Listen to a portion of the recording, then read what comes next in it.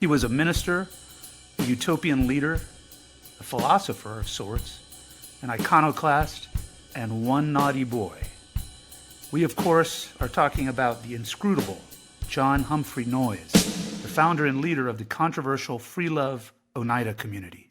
He was known as a keen student, and in his teens headed off to the Ivy League, Dartmouth in particular.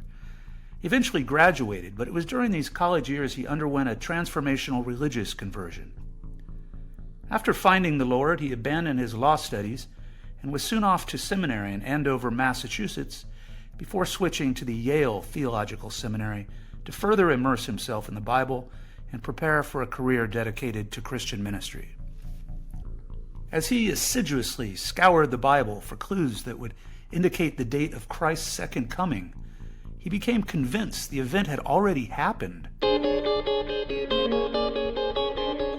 In fact, he pegged his belief in this startling resurrection right down to the exact year, 70 A.D. In 1834, having received his formal license to preach, he shockingly declared himself, quote, perfect and free from sin. Well, guess what? License to preach was revoked, and he was banished from Yale. In 1838, Noyes married a woman named Harriet Holton.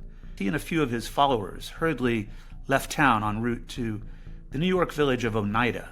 It was there where John Humphrey Noyes would build his free-love utopia and etch his name in the history books forever. One they were most known for, however, is the production of something you may have in your house right now, or certainly have used at one time or another, and that is the silverware.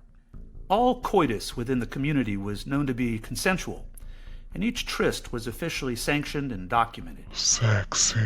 As a result of this highly regulated environment, births were rare. When they did occur, the child was raised communally, and not by either or both parents, as that was strictly forbidden. Well, although weird as hell, it all seems very clinical.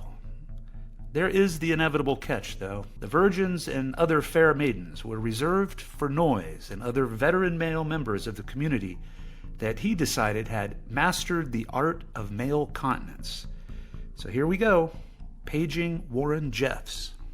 Noyes was tipped off that he was about to be arrested for statutory rape, and he fled in the dead of night across the Canadian border into Ontario, never to return again. This concludes the latest episode of Lost and Unfound. Keep watching on YouTube. New episodes drop regularly. Copyright Tom Payne Productions. All rights reserved and preserved.